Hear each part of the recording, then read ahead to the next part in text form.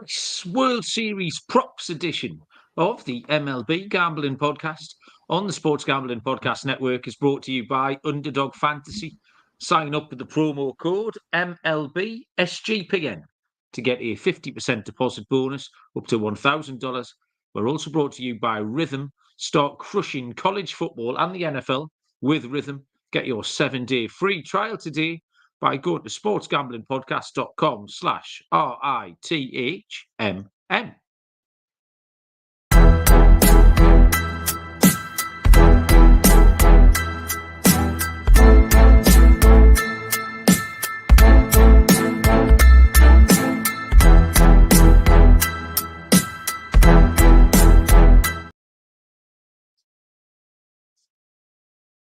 Welcome, everybody, to the MLB Gambling Podcast on the Sports Gambling Podcast Network. My name is Malcolm Bamford, coming to you from Newcastle upon Tyne in the northeast of England.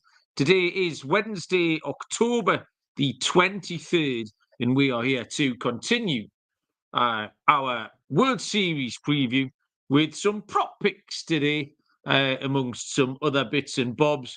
Joining me, he's had a stressful day in the city, everybody. He's feeling a bit sorry for himself. It's Mr. Dylan Rockford. Come on, D-Rock, pull yourself together.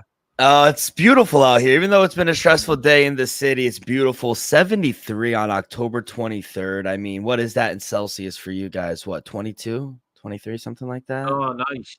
Yeah, nice, so nice. it's been beautiful over here. And, you know, we finally made it. It's the World Series. And let's be honest, these are the two best teams right now. It is the two best teams. I think this is the first time in my fandom, in my, 8 years now, that we've got a real blockbuster. Baseball is great for the competitive balance. It's great for teams like the D-backs sneaking in last year. But equally, now that it is the Yankees-Dodgers, you can't not be interested. You can't not like it. I've seen people asking, what's the most popular cap that you see around? There's a huge international, from my point of view, there's a huge international interest. You've obviously got the Japanese with Shohei, but this will get more attention over in the UK. The BBC is showing the games, which you would never, ever do. It's the two biggest markets, New York and LA. It's the two MVPs. It's the two home run leaders from each league as well. Mal, in your opinion, who do you think there are more fans in the UK of Yankee fans or Dodger fans? Unquestionably, they are the two caps that you see all the time. But you see more Yankee fans. I don't know actually about fans, because what I'm talking about is seeing caps. Because you see Yankees caps all over the place. And people might, I reckon, wouldn't even know it was a Yankees cap. They might just think it was a New York hat. Do you know what I mean? Like a tourist hat. But it's 100% the Yankees logo. And you see them all the time. There's some weird stats. Now, I don't know if this is true. And I heard it somewhere that something like 15% of all immigrants who cross the border from Mexico who get caught are wearing a Yankees hat. Now, I don't know if that's their sort of attempt to blend in, like from day one, like I can run. We're going to run like hell across this dry riverbed, but I got a Yankees hat on. I'll fit in fine when I'm on the other side. So someone might have made that up, but actually, if we keep saying it often enough, we'll just speak it into truth, Dylan. Firstly, then, have you come to terms with the Mets exit and put a little bit of perspective on it? Because in June, we would never have been having this conversation. You were, as you normally are, hangdog, half depressed about it. So are you happy because it happened, or are you sad because you didn't make it all the way?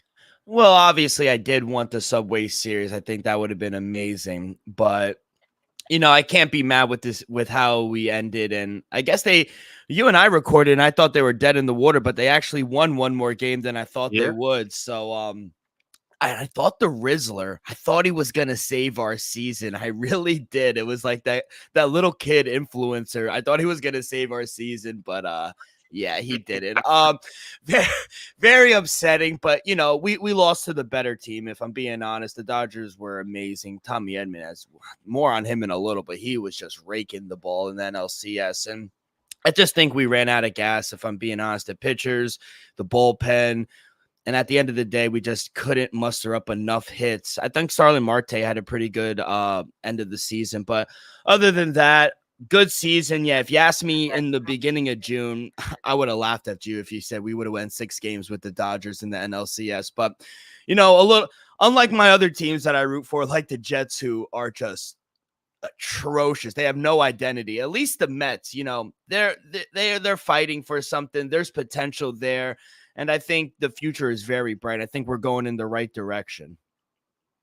Yeah, they seem to have built a little bit because even although it was for a short time 2 years ago, we had the baby Mets thing happened sort of during summer 2 years ago, and they've built on that. Say Vientos has matured.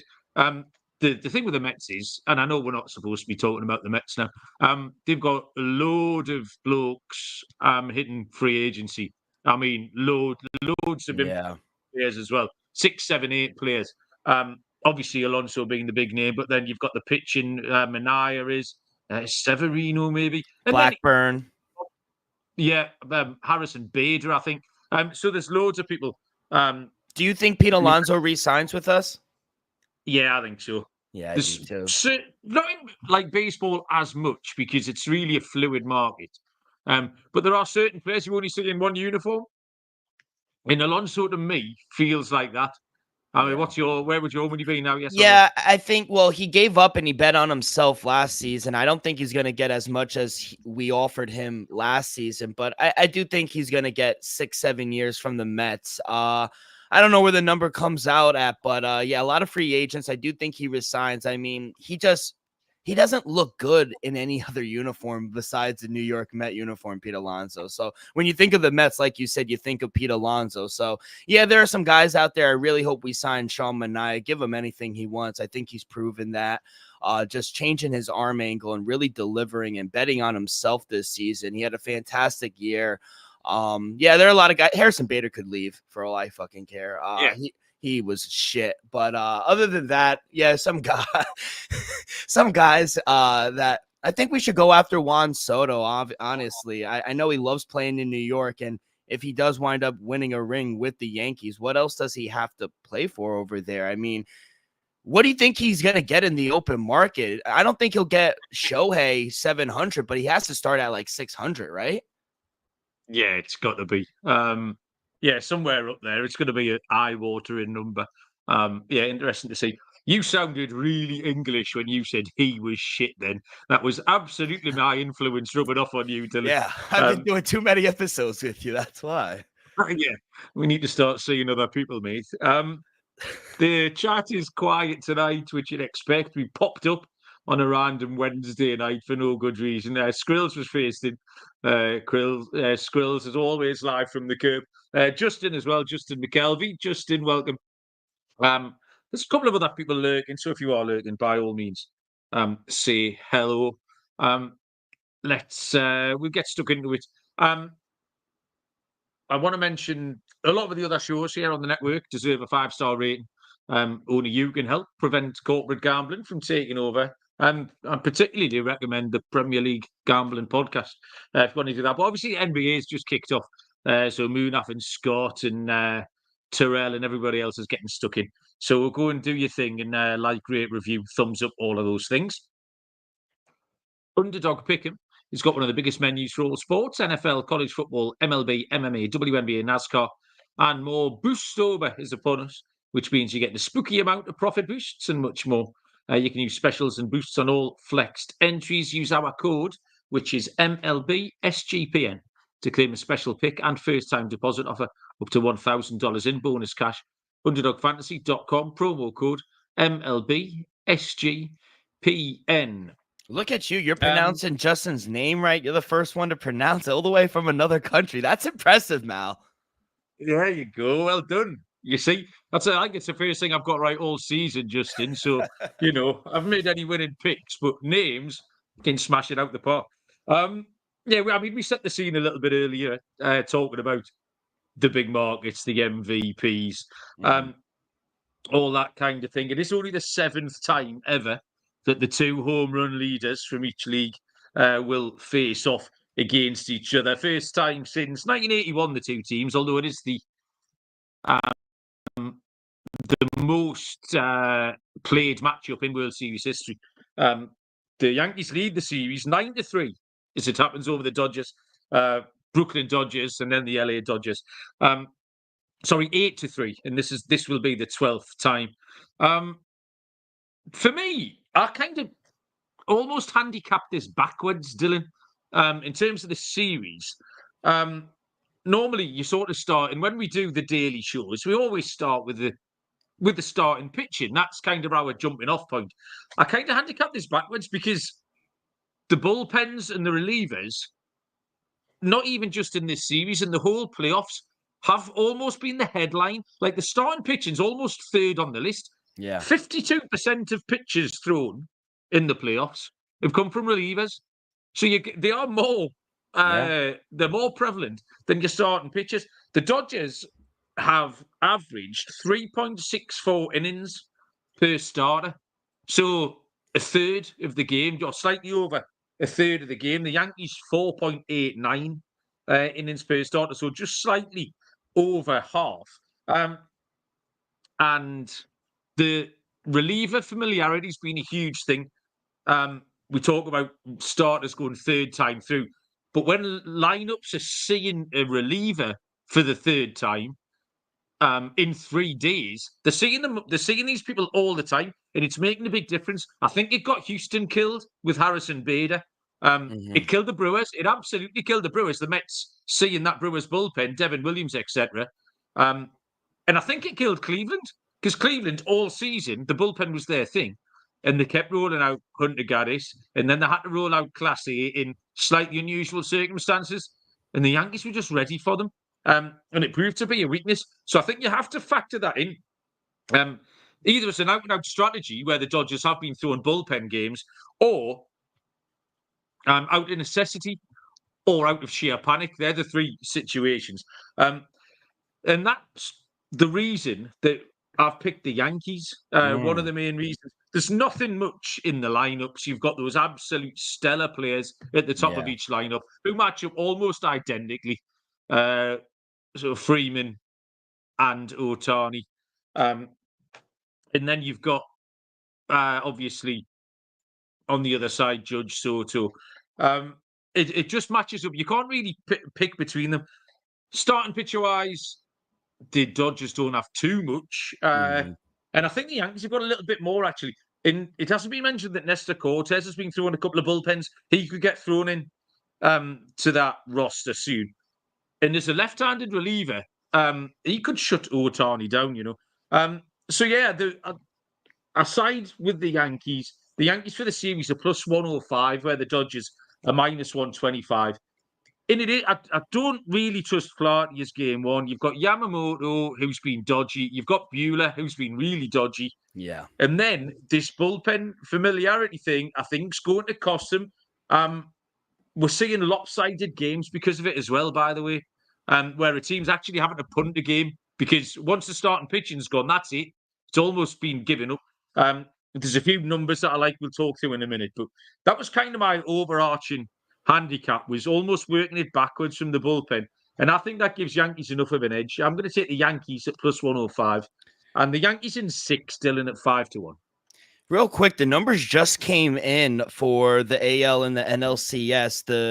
It was the most watched NL and ALCS since 2017. The average was 5.35 million viewers. So all the people saying that, you know, this isn't a good World Series, it's the 2 teams that would spend the most money outside of the Mets, that's horseshit. You guys are going to watch this. I mean, it's going to be a great World Series. I'm going to watch it. And I feel like, correct me if I'm wrong, I feel like these 2 teams have kind of been on a crash course to kind of verse each other in the World Series, but the Yankees have kind of been halted by the Astros, but we're finally seeing it. I can't wait. And let's just be honest. Like I said in the beginning, these are the 2 best teams.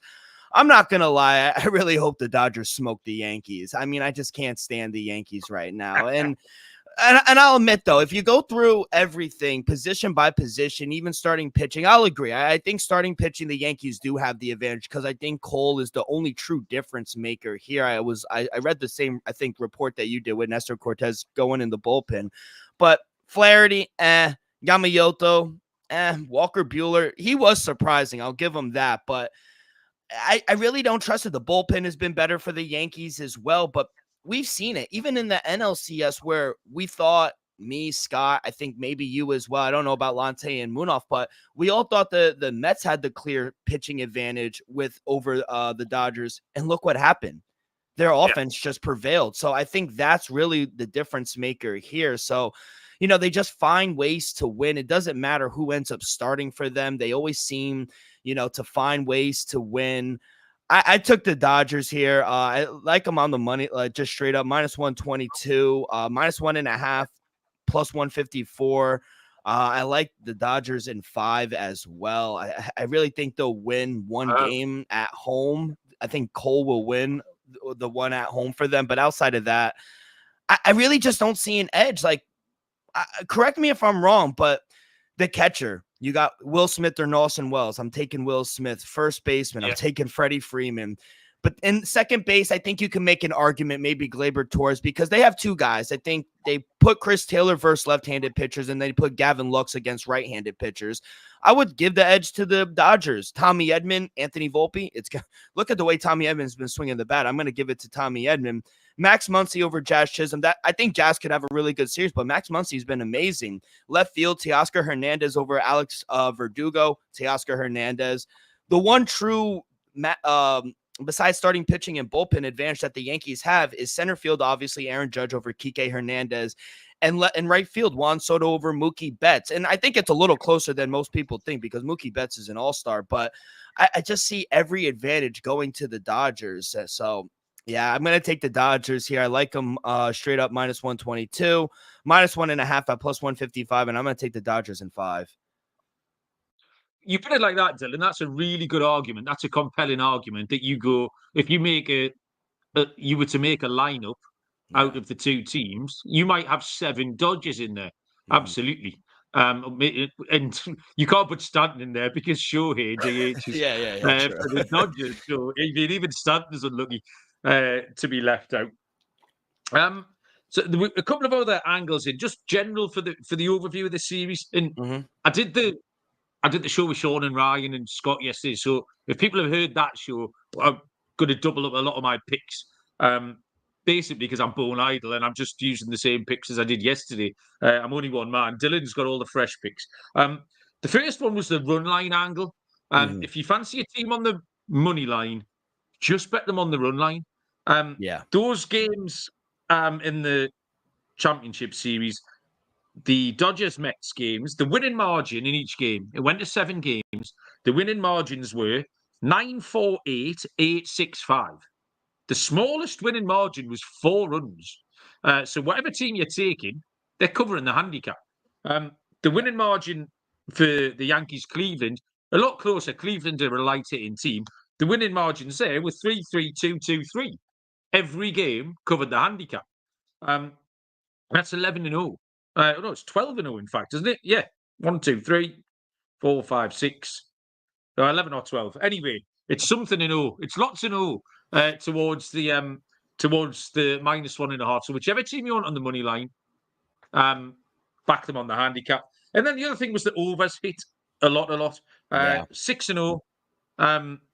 Did the Mets score 6 games or 7 games? 6. 6. 4-2. Yeah.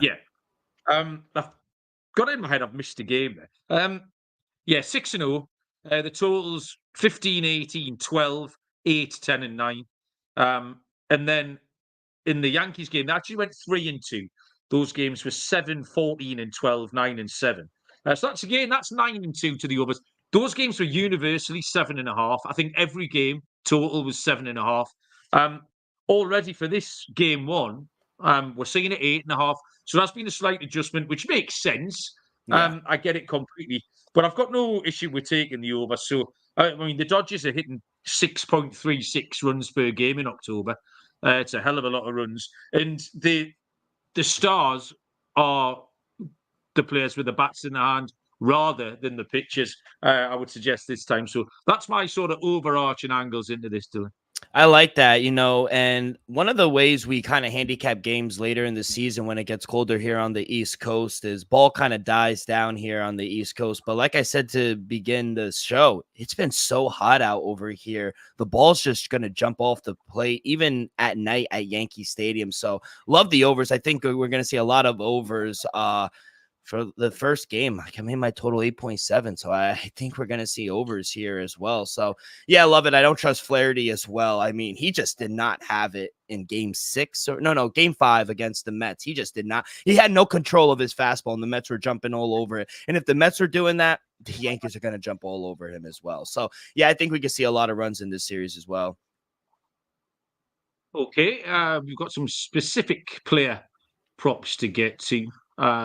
I got once I our favourite sponsors here, BetUS, best in the business, been around for more than 30 years.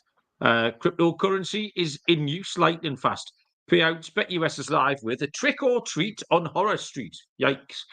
From now until Halloween. You people love Halloween, don't you? I've talked about this with you, Dylan. It baffles me. BetUS are offering daily promotions and a raffle entry to win a sports or casino prize pack they will give away on October the 31st. You can enter multiple times. Every $200 deposit gets them one entry. Go to sportsgamblingpodcast.com/BetUS. That's sportsgamblingpodcast.com/BetUS with the promo code SGPN. BetUS is America's favourite sportsbook. And don't forget Rhythm, our proud partner here, the #1 AI-powered sports betting platform, helps provide bettors custom predictive betting models in seconds. Moneyline spreads, totals and props, everything's in play there. Build your own model if you're good enough, or if you're lazy like me, borrow one of the top performing models. The NBA models are now live on Rhythm. That's exciting. We've got a pick for tonight. Gio is giving us, or no, I've got to pronounce this, and I'll back myself into a corner here saying that I can pronounce names. Bam Adebayo. Bam Adebayo. Ah, shit. Almost. Justin's ruined me. Bam Adebayo, over 1.5 3-pointers. So, yeah, on Rhythm, higher than 1.5 3-pointers for Bam Adebayo. He plays for, I'm quite a basketball expert. He plays for the Miami Heat or the Orlando Magic, I'm guessing. sportsgamblingpodcast.com/rhythm will get your 7-day free trial. sportsgamblingpodcast.com/RITHM. Yeah, a couple of weeks ago, you said to me, we finished the show and logged off. And just before we went, we were chatting and you said, are you all ready for Halloween? I was like, what are you talking about? A, it was about 7 weeks away. B, no. Yeah, you absolutely go wild for it, Dylan, don't you? Oh, yeah, we got those parties. We got Fright Fest around here where we go to amusement parks and they have all these people that dress up as Grinlums and they try to scare you. We watch some scary. Oh, I'm all for Halloween. I love it. Get some candy, rot your teeth out. It's the best. No, I'll get maybe about 10 kids will come to the door. Do your kids not dress up? So the little, like some little ones will, like 5, 6, 7-year-olds. Oh. I mean, I'll probably get a dozen of them will come and knock on the door, and I'll have a bag of sweets for them. And that's about it, really. Like, once you get to 10, my kids just aren't bothered at all. The boy might go out and try, just because he wants sweets, he might go out and try and scam a bag full of sweets off somebody. But yeah, Halloween parade, wherever Justin is tonight. Is it? I mean, it's still a week away as well. Yeah, craziness. Right, okay. We have been sidetracked. Player props. I've got some series leaders, firstly, that I like to. The first one is for the home run leader. And I had a couple of options for each team. I'm going to sit here and give out Judge or Soto. Equally, I'm not going to sit here and give out Shohei Ohtani because you could have arrived at that yourself, probably. You don't need my help. So Judge or Soto, I mean, I think Judge will get pitched around as well, by the way. The options on the Dodgers side, what I like really, 9-1 for Max Muncy he's been kind to us all the way through the playoffs. We've hit a lot of Muncie props over the last couple of weeks. He's in good form in the heart of that lineup. And 10-1 for Teoscar Hernandez, another player who actually has been relatively kind to us here. But there was an outstanding value bet. Is Will Smith, the catcher. We got a 2-3-2 with a couple of rest days, so I don't think he'll need a day off at all. Will Smith absolutely has got some pop in his bat. He's 22-1 to hit the most home runs here. So I thought that was good value. Hits was a market that caught my eye, and a player that you already mentioned, Dylan, is Freddie Freeman. And I think he's been slightly overlooked in the market because of his injury, but he's going to be fine for Friday. I'm certain he is. He's hitting 282, which tells you he can put the ball in play. He's seen this all before. Nothing that's going to happen is going to hold any surprises for Freddie Freeman. Now, I've made a pick, which I gave out to Kramer on the show yesterday. And Kramer then found a separate angle in which I really like. My pick was for Freeman to have the most hits in the series at 12-1. While Kramer was sniffing around looking at that, he asked us, how many hits do you think you'll need to win that market? Myself and Scott speculated around about 12. Maybe we go 6 games, 2 hits per game. Freddie Freeman to have 12 hits or more was 35-1, which was a huge price. I still back him for the hits market, because if he wins the hits market but he gets 11, I would be very disappointed not to have won anything on that. But I think Freddie Freeman in the hits market looks very live. So they were my main hitter props. Dylan, what did you fetch out for us? Yeah, so I'll go right to let's do MVP, because you talked about that. I'm gonna take Tommy Edman at 30-1. I just think that's tremendous value. The guy was batting over 800 in the NLCS, and who would have thought? We talk about the past in June and what we were thinking about, but who would have thought Dave Roberts would have had Tommy Edmonds batting cleanup in this lineup? It's insane. And I know it's extremely tough to go back to back, win the NLCS MVP and also win the World Series MVP. But if he continues to bat the way he does and drive runners home, because they're pitching around Ohtani, and when he does get on base, they usually drive him home. So he's going to have plenty of opportunities to get a lot of RBIs. And I think that's amazing. I didn't listen to the pod, but I will. But I think that's exactly spot on. I think you need around 12 to 15 hits to win be the hit leader in the World Series. And I also took him to have the most hits in the World Series at plus 550. He had 11 hits in the NLCS, 15 in the entire postseason. He's only gone 2 games without a hit this postseason. He's just seen the ball extremely well right now. He has a hot bat. So I'm all over Tommy Edman. I like him to have the most hits in the World Series at plus 550. The MVP at 30-1. You also mentioned Ohtani and pitching around him. I think they're going to be pitching around Judge. So head-to-head matchups, I'm going to take Ohtani. I think he's going to have a better series than Judge. Judge, Nice. what is he? He's hitting 160 in this postseason. He's just really not seeing the ball all that well. And I think Ohtani, you leave one fastball level high, he's going to turn on it. So at minus 124 on a head-to-head matchup, I do like Ohtani as well. We mentioned Stanton, player to hit the most home runs. Giancarlo Stanton at plus 600. I think there's some value there for him. He's really started to come on late in that ALCS, and he's just a massive human being. He just needs to get a hold of a few pitches, and once he makes contact, that ball's gone, especially at Yankee Stadium. The ball flies out. He check swings it, and the ball goes 350 feet. I don't know how that happens, but yeah, Giancarlo Stanton at plus 600 to lead the World Series with most home runs. I love Stanton's swing. It's so dismissive. It's like he's swatting a fly. He never moves his bottom half. It's just completely and utterly static. And he just, fuck off, that's gone. Home run. It's insane. Tommy Edman, I kind of get Jeremy Pena vibes. He won it for Houston, didn't he, 2 years ago? I know Pena was a rookie and Edman isn't. But he's that kind of player, sort of little bits and bobs player. Punching the ball into the outfield, singles, doubles, stolen bases, making things happen with his glove, that kind of thing. Shortstops have won 3 of the last 4 MVPs, by the way, if that's your angle in. My MVP, just talking about Stanton, Kramer did like that play. And also Adam Rosenberg, who's a big listener and contributor here, got in touch with me. He really loves the Stanton angle at 9-2. Yeah, my MVP, only 4 times, the last one being in 1987, was the MVP on the losing team. Now I'm taking the Yankees, therefore I have to take New York Yankees here. And the two that stand out to me are Juan Soto, 6-1. I think it's an excellent price for Soto, a player who can very easily win this award. But there's a huge price that I like. You have mentioned this name once tonight already, Dylan. Mildly, I picked this to antagonise Scott as well, because he's one of Scott's least favourite players. But Team GB's Jazz Chisholm, Dylan, you said you thought he could have a good series, 50-1. The first thing that Jazz Chisholm has is opportunity.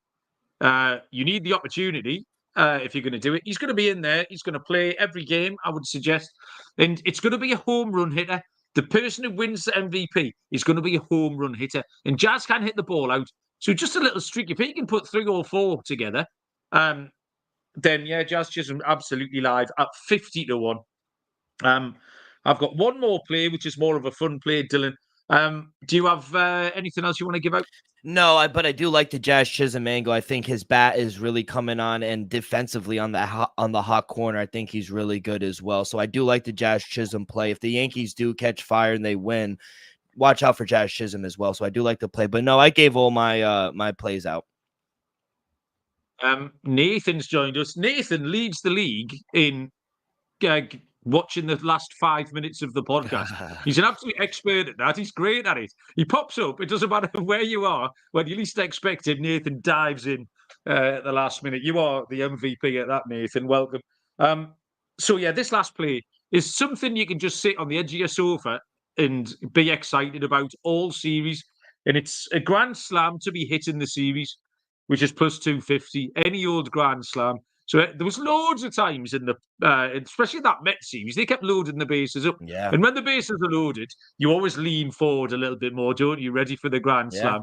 Well, if you've got some plus 250 every time the bases are loaded, you can have a proper jump around when that ball flies out as well. So yeah, just a bit of a fun one there. Grand slam at plus 250. And I think, Dylan, I am done. Do you have anything else? No, that's it. I do like the Grand Slam angle, because I think for both teams, because a lot of teams, we talk about that front of the lineup for both teams, they like to pitch around them. So when you guys are just putting guys on, there's going to be a lot of opportunity for them to hit a Grand Slam. But I'm good. The last thing I have to say, on a football note, you told me Forest was going to lose 8th place in the Premier League. What a win! They were going to lose. I told you they were going to draw. You don't believe in us. It's okay. They won 1-0, and the opposition goalie threw the ball in the goal. So a win it would have been a a win. draw. Yeah, well, mate, I've got no problem with it. But my handicap was spot on.